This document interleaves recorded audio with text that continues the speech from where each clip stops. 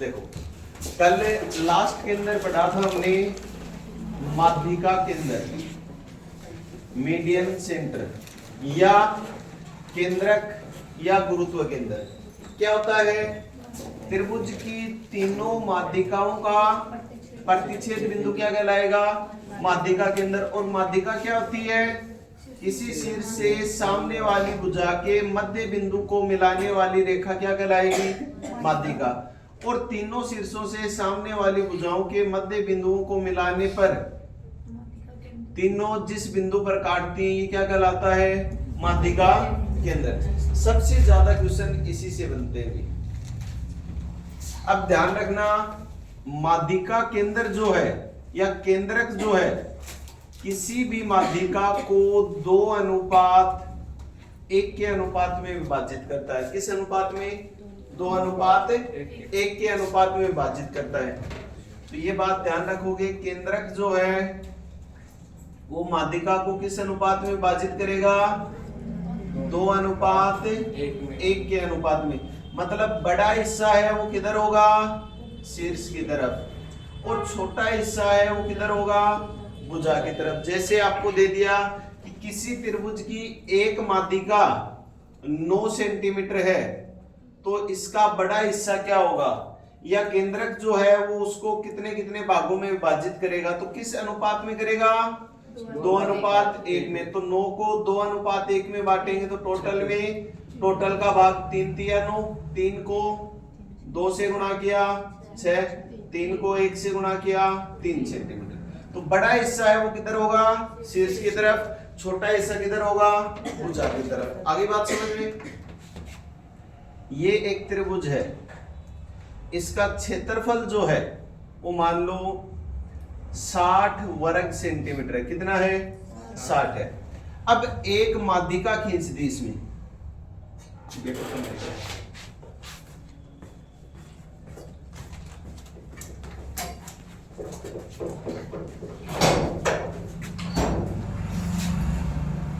एक माध्यिका खींच दी तो माध्यिका जो है, अब ये जो थ्योरी है सबसे इंपॉर्टेंट है, क्षेत्रफल में भी काम में आएगी और अपने ज्यामिति पढ़ रहे, ज्योमेट्री पढ़ रहे हैं वहां भी काम में आती है।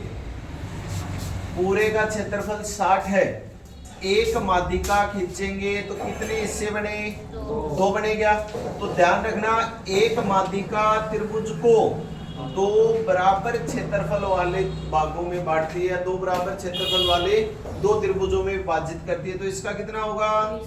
30 होगा। और इसका भी कितना होगा? 30 होगा। आगे बात समझ में?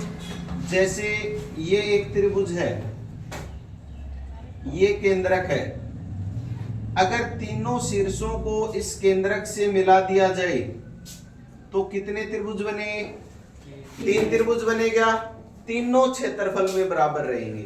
पूरे का 60 है तो तीनों का कितना कितना होगा? 20-20 होगा। आगे बात समझ में? एक ही माध्यिका खींची जाए तो 2 त्रिभुज बने हैं, दोनों क्षेत्रफल में बराबर रहेंगे। अगर केंद्रक को तीनों शीर्षों से मिला दिया जाए कितने त्रिभुज बने? 3 बने, तीनों क्षेत्रफल में बराबर रहेंगे। आगे बात समझ में? इसके बाद अगर तीनों माध्यिकाओं को ही खींच दिया जाए कितने त्रिभुज बने? त्रिभुज टोटल कितने बने? 1 2 3 4 5 6 बनेगा। 6 के 6 क्षेत्रफल में बराबर होते हैं। आगे बात समझ में? पूरा अगर 60 का है तो ये कितने कितने के होंगे? 10-10 के।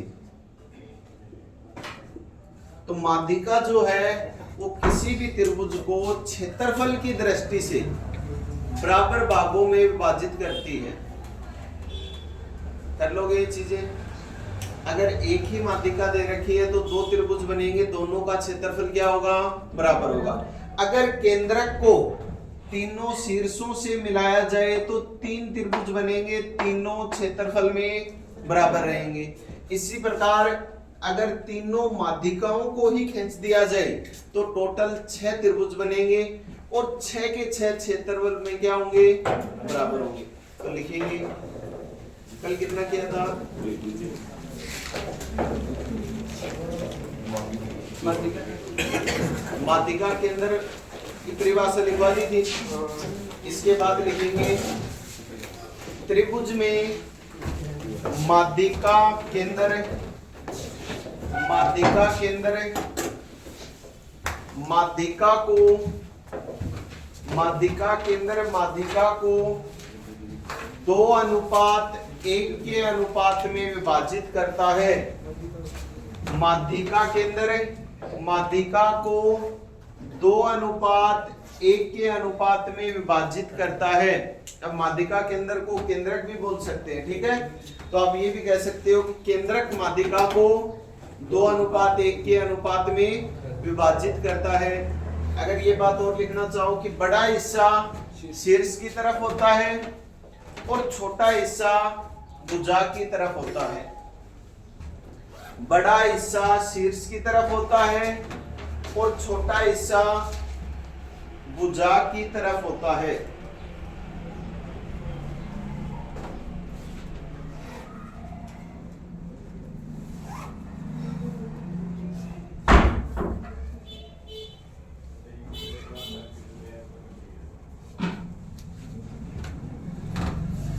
अब जैसे नीचे आप त्रिभुज बना सकते हो, ए बी सी, ये तीनों माध्यिकाएं खींच दी इसमें। ये केंद्रक हो गया जी, डी ई एफ।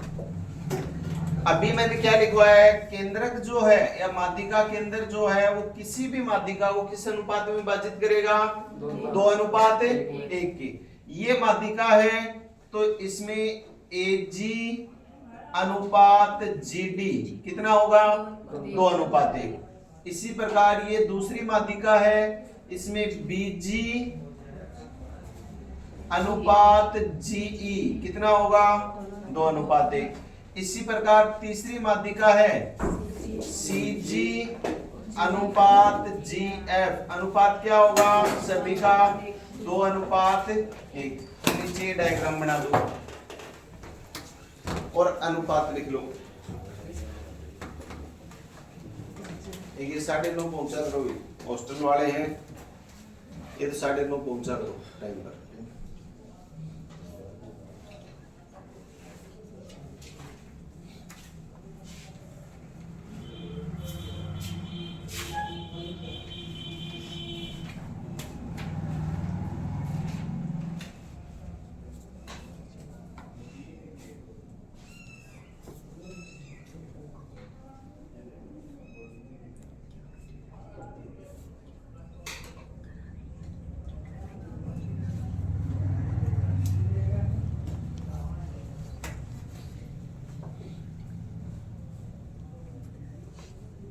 और अगर आप इससे भी ज्यादा पढ़ना चाहो, कोई ये गेम थोड़ा सा और डीपली बढ़ाओ, तो एक दो बातें और बता देता हूं। इसी में ये त्रिभुज है, इसमें ये तीनों माध्यिकाएं हो गई क्या, A B C D E F, और ये केंद्रक क्या हो गया जी।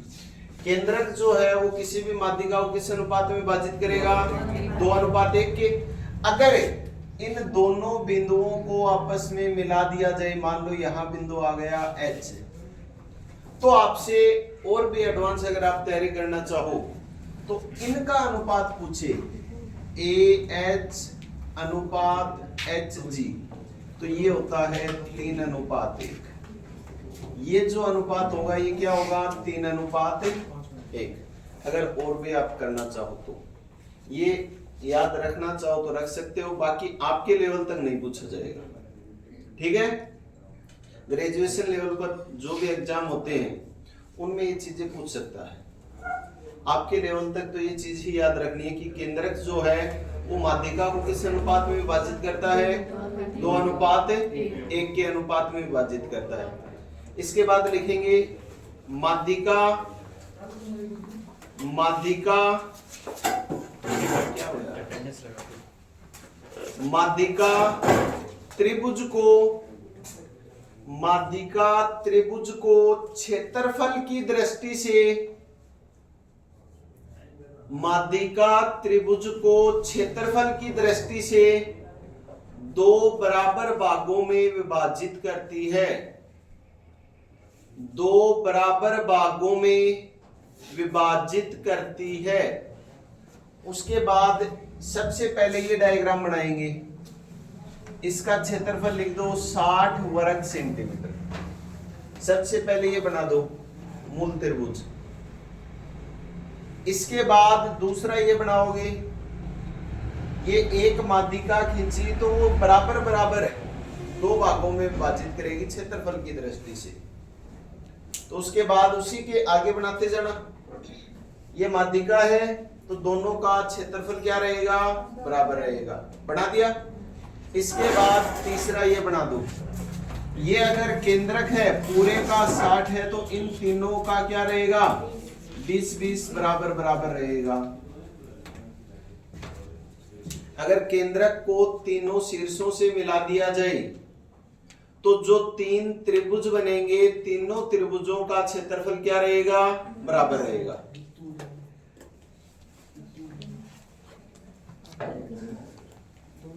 उसके बाद लास्ट ये बना दो,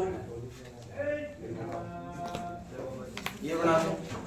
वो बनाने के बाद ये बना दो, अगर तीनों माध्यिकाओं को एक साथ खींच दिया जाए तो 6 त्रिभुज बनेंगे और 6 के 6 क्षेत्रफल में क्या होंगे, बराबर होंगे।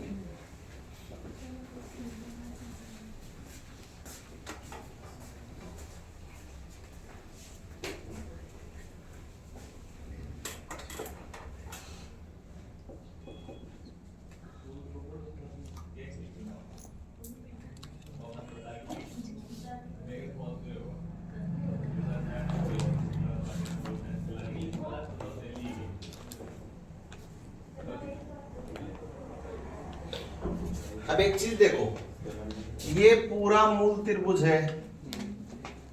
अब इनका क्षेत्रफल, इस त्रिभुज का क्षेत्रफल मूल का क्या होगा, आधा होगा क्या। तो ये बात और अगर साथ में लिखना चाहो तो क्षेत्रफल कितना होगा, मूल त्रिभुज का आधा होगा। यहाँ कितने त्रिभुज बने, 3 बने क्या, तो कौन सा हिस्सा होगा, 1/3 भाग। आगे बात समझ में। आपसे थ्योरी के रूप में ये भी पूछ सकता है कि अगर तीनों शीर्षों को केंद्रक से मिला दिया जाए तो जो 3 त्रिभुज बनेंगे उनका क्षेत्रफल प्रत्येक का मूल त्रिभुज का 1/3 भाग होगा। आगे बात समझ में। इसी प्रकार यहाँ कितने त्रिभुज बने हैं, 6 बने क्या, तो प्रत्येक का क्षेत्रफल मूल त्रिभुज के क्षेत्रफल का कौन सा हिस्सा होगा, 1/6 भाग होगा। बता दोगे। अब यहाँ पर देखो, इनको मिला दिया तो ये त्रिभुज बना गया, बना गया।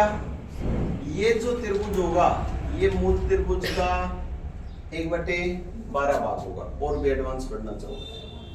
ये जो त्रिभुज बनेगा ये पूरा EFG मूल त्रिभुज का क्या होगा, 1/12 भाग होगा। एक बार ये त्रिभुज इधर बना रहा हूं मैं, ये तो है F, ये है E और ये है G। ये पूरा तो क्या होगा, मूल त्रिभुज का 1/12। और इसके बीच में जो लाइन आई है यहाँ पर H पॉइंट है क्या, तो ये उसका भी आधा हो जाएगा। इस त्रिभुज का क्षेत्रफल मूल त्रिभुज का 1/24 भाग होगा। ठीक है। इस छोटे वाले का ही पूछ ले, HGE, इसका क्षेत्रफल मूल त्रिभुज का क्या होगा, 1/24 होगा। ये चीजें बहुत ही रेयर केस में पढ़ाई जाती है।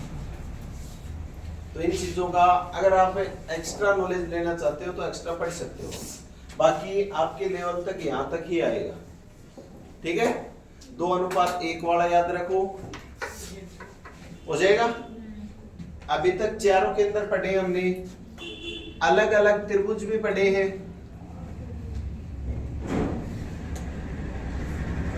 अब उनमें ये देखेंगे कि जो ये केंद्र है ये कहां पर स्थित होते हैं।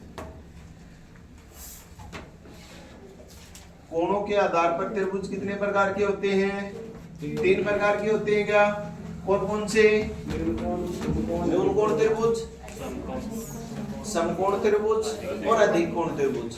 अब हम ये देखें तीनों त्रिभुजों में जो अंतः केंद्र है, प्री केंद्र है, केंद्रक है और लंब केंद्र है। ये कहां पर स्थित होते हैं? पहला त्रिभुज हम देखेंगे न्यून कोण त्रिभुज, दूसरा देखेंगे समकोण में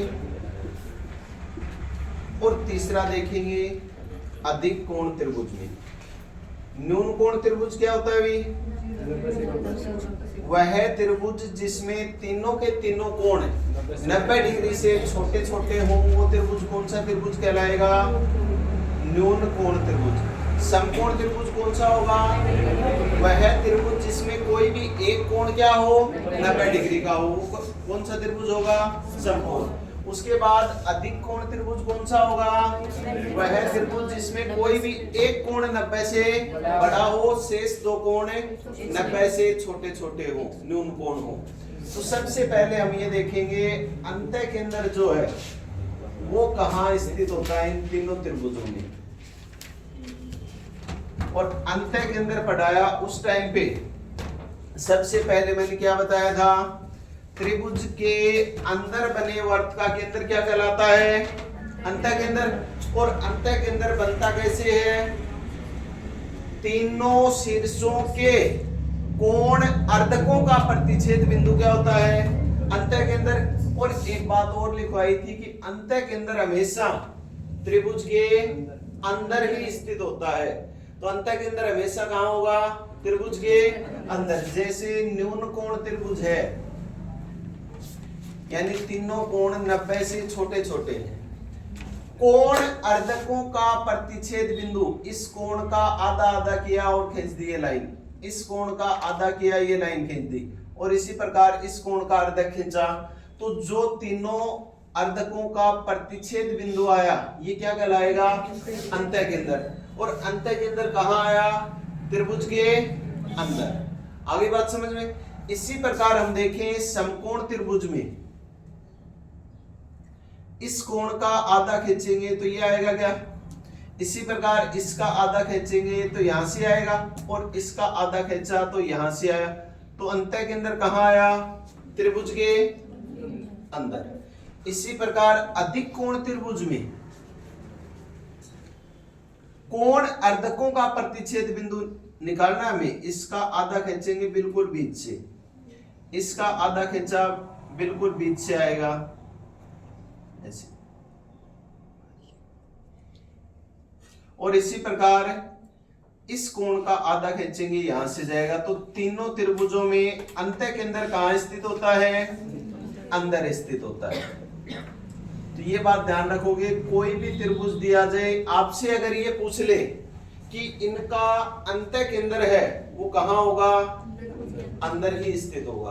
वो कहीं भी हो सकता है, बिल्कुल बीच में नहीं होगा, ठीक है? कहीं भी हो सकता है। दूसरा अभी हमने पढ़ा है केंद्रक या माध्यिका केंद्र, यानी त्रिभुज की तीनों माध्यिकाओं का प्रतिच्छेद बिंदु माध्यिका केंद्र या केंद्रक कहलाता है क्या? और माध्यिका क्या होती है? त्रिभुज के शीर्ष से सामने वाली भुजा के मध्य बिंदु को मिलाने वाली रेखा क्या होती है? माध्यिका होती है। तो केंद्रक है वो कहां आएगा? अंदर होगा। समकोण त्रिभुज है, इस शीर्ष से इस भुजा के मध्य बिंदु को मिलाने वाली रेखा माध्यिका। इसी प्रकार इस शीर्ष से सामने वाली भुजा के मध्य बिंदु को मिलाने वाली रेखा माध्यिका, और तीसरी भुजा के मध्य बिंदु को मिलाएंगे तो ये भी माध्यिका बनेगी। तो केंद्र कहां आया? त्रिभुज के अंदर। इसी प्रकार अगर हम अधिक कोण त्रिभुज में देखें तो इस भुजा का मध्य बिंदु ये आएगा, इससे इसको मिला दिया। इसी प्रकार इस भुजा का मध्य बिंदु यहां से आएगा, इनको मिला दिया, और इनको मिलाएंगे तो इस भुजा का मध्य बिंदु आ गया। तो केंद्रक भी कहां स्थित होता है? त्रिभुज के अंदर ही स्थित होता है। दो तो केंद्र जो है वो कहां स्थित होंगे? अंदर ही स्थित होंगे। अब तीसरा और चौथा जो दो बच गए उनमें हम देखेंगे। एक होता है प्री केंद्र। प्री केंद्र कैसे बनता है? भुजाओं के लंब अर्धकों का प्रतिच्छेद बिंदु। जैसे ये एक त्रिभुज है, इस भुजा का आधा आधा करते हुए और 90 डिग्री का कोण बनाते हुए जो लाइन खींची जाए, इस प्रकार ये तीनों लंब अर्धकों का प्रतिच्छेद बिंदु जो होगा वो क्या आएगा, प्री के अंदर आएगा। तीनों कोण अर्धकों का प्रतिच्छेद बिंदु अंदर। सबसे पहले न्यून कोण त्रिभुज में देखें, इस भुजा का लंब अर्धक खींचेंगे, यहां से आएगा क्या, यानी 90 डिग्री का कोण बनना चाहिए और दोनों हिस्से क्या होने चाहिए, बराबर होने चाहिए। इसी प्रकार इस भुजा का खींचेंगे, वो यहां से आएगा, और तीसरा इस भुजा का लंब अर्धक है वो यहां से आएगा। तो कहां बना, अंदर ही बना गया। दूसरा हम देखें समकोण त्रिभुज में,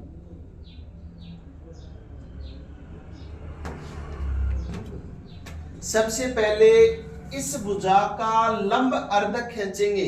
लंब अर्धक का मतलब है इसका आधा आधा करना चाहिए और उस बिंदु पर क्या बनना चाहिए, 90 डिग्री का कोण बनना चाहिए। क्या बनना चाहिए, 90 डिग्री का कोण बनना चाहिए। इस भुजा का लंब अर्धक खींचेंगे, वो यहां से आएगा, तो दोनों के दोनों लंब अर्धक या तीनों के तीनों इस भुजा का खींचेंगे, वो यहां से आएगा ऐसे। तो तीनों के तीनों कहां मिले, समकोण त्रिभुज में। ये भुजा क्या कहलाती है, कर्ण कहलाती है क्या। तो ध्यान रखना, समकोण त्रिभुज में परिकेंद्र जो होता है वो कर्ण का मध्य बिंदु होता है। क्या होता है, कर्ण का मध्य बिंदु होता है, यानी जो कर्ण का मध्य बिंदु होगा, यहां से ये दूरी, ये दूरी और ये दूरी, तीनों की तीनों दूरियां बराबर होती हैं। ठीक है। तीसरा आया अधिक कोण त्रिभुज। अब यहां पर देखो, इस भुजा का लंब अर्धक खींचेंगे, आधा आधा करते हुए 90 डिग्री का कोण बनाते हुए खींचेंगे, वो यहां से जाएगा क्या, ऐसे। इसी प्रकार इस भुजा का लंब अर्धक खींचा तो वो यहां से जाएगा क्या, ऐसे। और इसी प्रकार इस भुजा का लंब अर्धक खींचेंगे, वो ऐसे जाएगा। तो कहां पर बना, त्रिभुज के बाहर बना। कहां बना, त्रिभुज के बाहर। तो ध्यान रखोगे, अंत्य केंद्र है, तीनों के तीनों कहां बनते हैं, अंदर। प्री केंद्र है, तीनों के तीनों कहां बनते हैं, अंदर। इसी प्रकार प्री केंद्र कहां बनते हैं, तीनों के तीनों अंदर। प्री केंद्र न्यून कोण त्रिभुज में अंदर, समकोण त्रिभुज में कर्ण का मध्य बिंदु, अधिक कोण त्रिभुज में त्रिभुज से बाहर। और चौथा आता है लंब केंद्र, ऑर्थो सेंटर।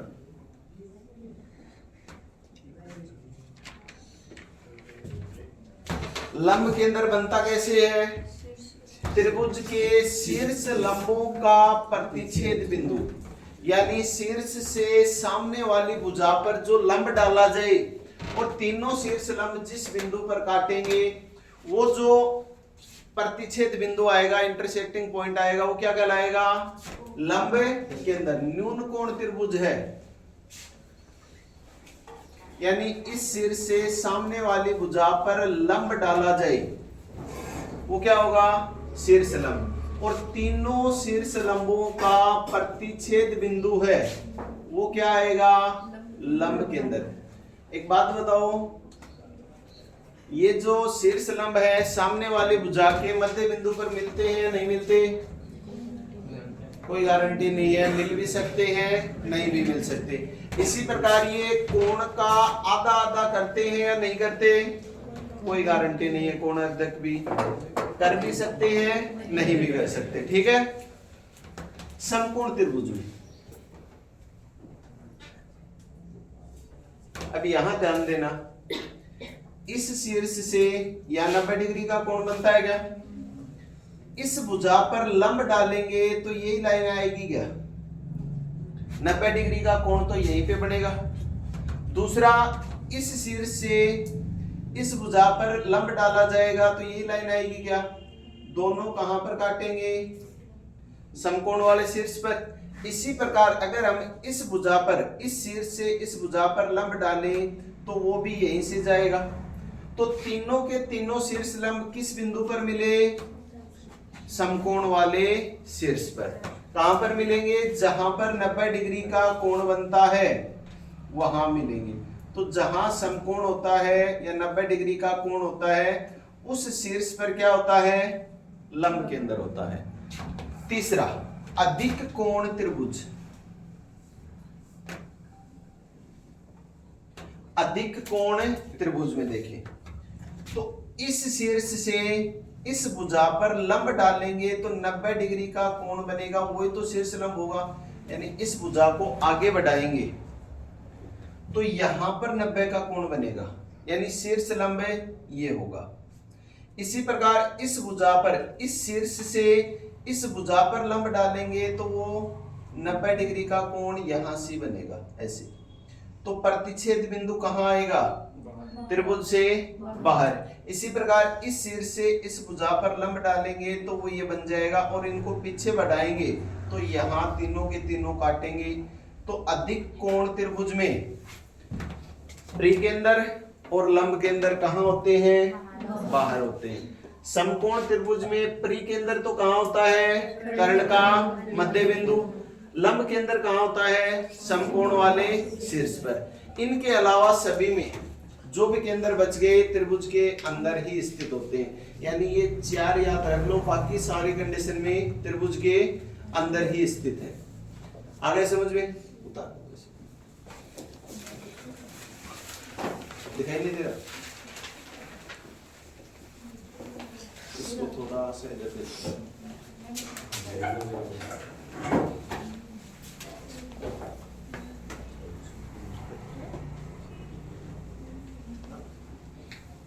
इसमें कुछ भी नया नहीं बताया है। जो कल तक जो थ्योरी पढ़ी है सेम उसी थ्योरी के अकॉर्डिंग किया है। केंद्रक कहाँ बनता है, लंब केंद्र कहाँ बनता है, कैसे बनता है, अंतः केंद्र कैसे बनता है, प्री केंद्र कैसे बनता है।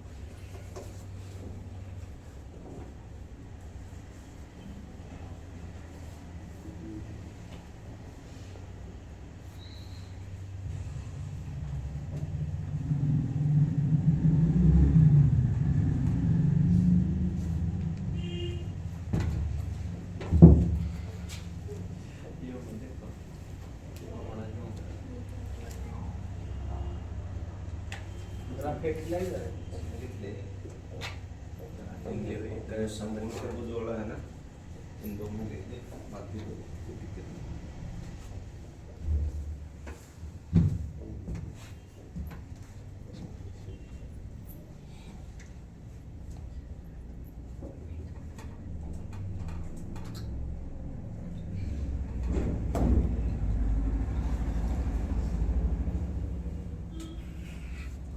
सही बनाना भी, गलत मत बना देना। न्यून कोण वाला दिक कोण वाले में कर दो। ध्यान रखना।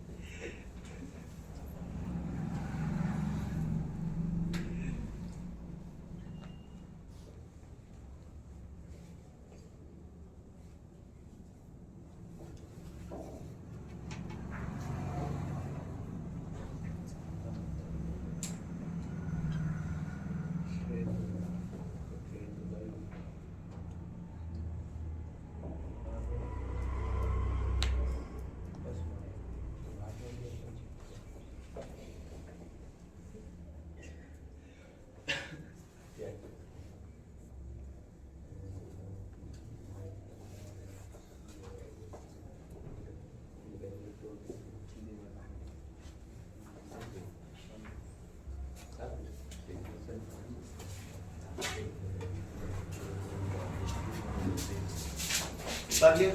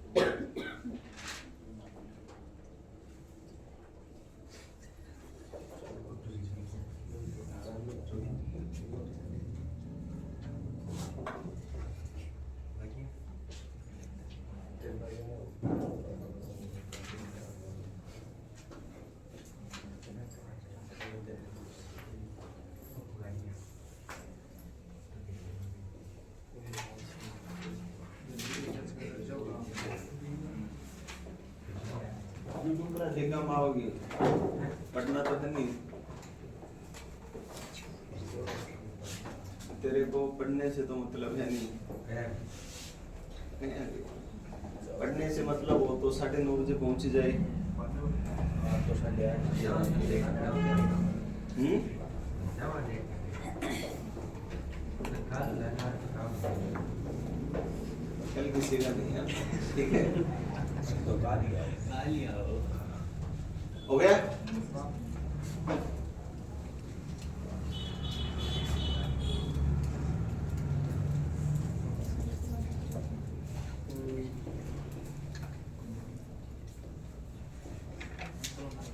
इधर वाला हो गया।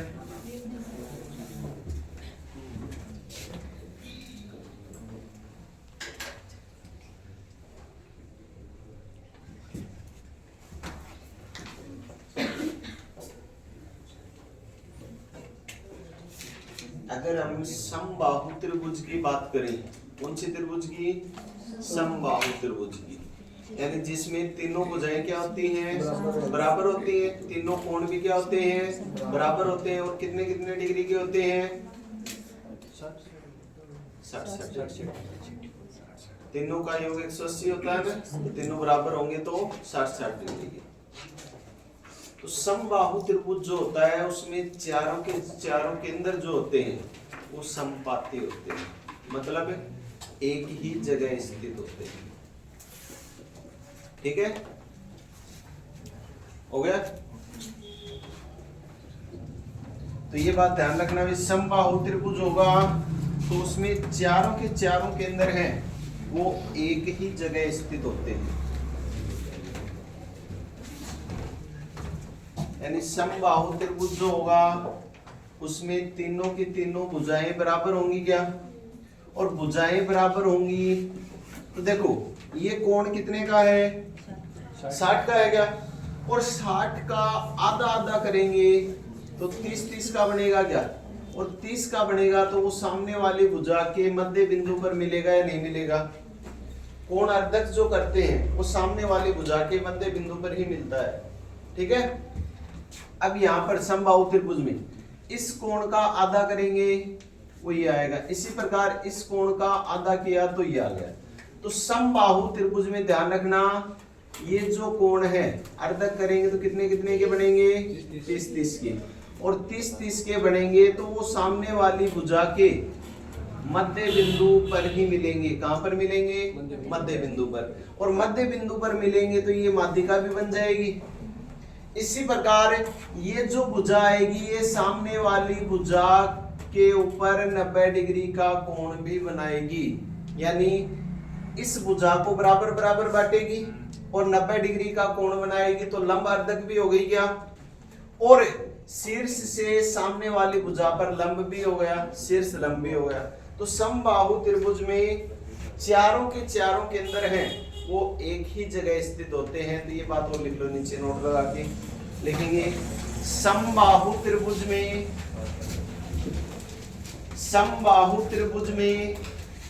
चारों केंद्र समपाती होते हैं, यानी यहीं पे तो क्या आएगा? केंद्रक आएगा, यहीं पे परिकेंद्र होगा, यहीं अंतः केंद्र होगा और यहीं लंब केंद्र होगा। चारों के चारों केंद्र हैं वो कहाँ स्थित होंगे? एक ही जगह स्थित होंगे। बना दो।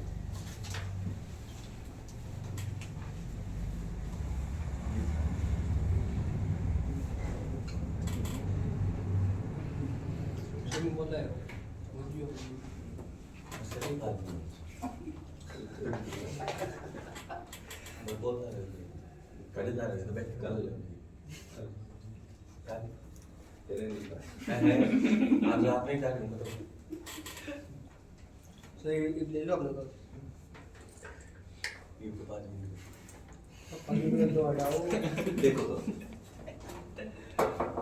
बना दिए कि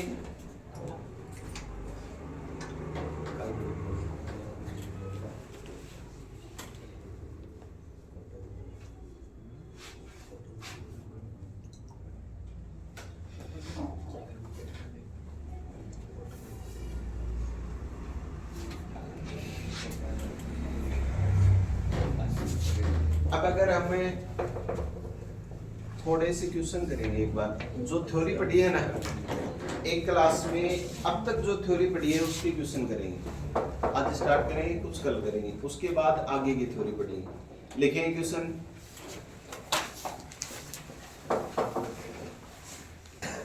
एक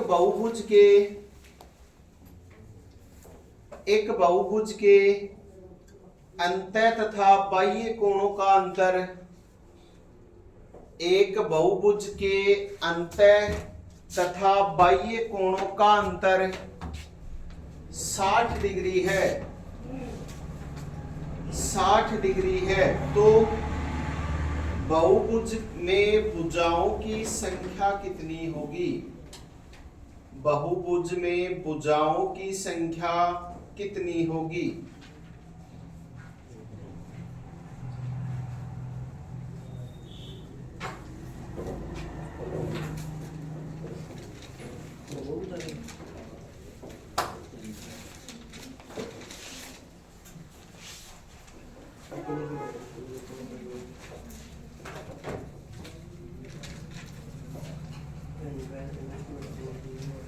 मतलब क्या इसका कोई भी बहुभुज है, कितनी भी भुजाओं का एक बहुभुज है, उसमें प्रत्येक अंतः कोण और प्रत्येक बाह्य कोण का जो अंतर है ना वो 60 डिग्री का है।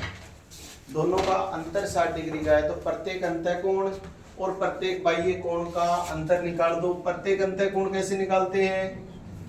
n-2 इंटू 180, ये तो क्या होता है? अंतः कोणों का योग। अगर इसमें हम भुजाओं की संख्या का भाग दे दें तो प्रत्येक अंतः कोण आ जाएगा और प्रत्येक बाह्य कोणों का योग कितना होता है? 360 डिग्री फिक्स होता है क्या? और अगर इसमें भुजाओं की संख्या n का भाग दे दें तो क्या आ जाएगा? प्रत्येक बाह्य कोण आ जाएगा। और प्रश्न में कह रहा है इनका जो अंतर है वो कितने डिग्री का है? 60 डिग्री का है। n का मान निकाल तो भुजाओं की संख्या आ जाएगी। दोनों में नीचे n है तो एलसीएम n ही आ जाएगा। क्या गुणा करो? 180 दूनी 360 -2 को 180 को n से गुणा करेंगे तो 180 n, -2 को 180 से गुणा किया 360, माइनस का कितना है? 360 और बराबर में कितना है? 60। 60 को n से गुणा करेंगे 60 n हो जाएगा क्या? तो 180 n माइनस 360 और 360 है 720 बराबर है 60 n। इसको इधर ले आएंगे तो माइनस का होगा। 180 में से 60 घटाया तो 120 n, माइनस का 720 है, इसको उधर ले जाओ प्लस का हो जाएगा। तो काटेंगे तो 12 6 की 72, तो n का मान कितना आ गया? 6। तो इसमें भुजाओं की संख्या है वो कितनी होगी? 6 होगी। थ्योरी में हम कवर कर चुके थे अंतः कोणों का योग, बाह्य कोणों का योग, प्रत्येक अंतः कोण या प्रत्येक बाह्य कोण कैसे निकालते हैं।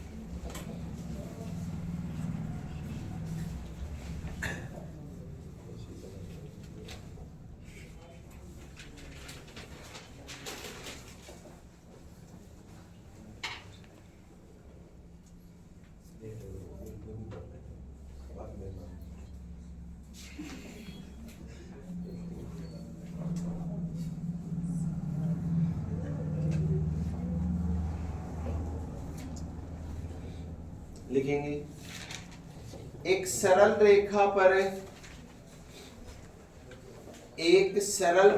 पर स्थित बिंदुओं की संख्या कितनी होती है?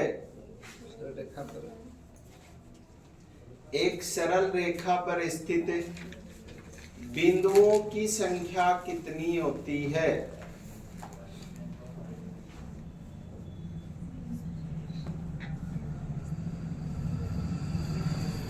एक सरल रेखा पर स्थित बिंदुओं की संख्या कितनी होती है?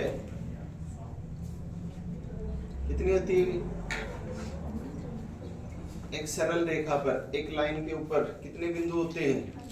अनंत होते हैं, जिन्हें हम गिन नहीं सकते। तो कितना आ जाएगा? अनंत। लिखेंगे अगला, एक त्रिभुजाकार प्रिज्म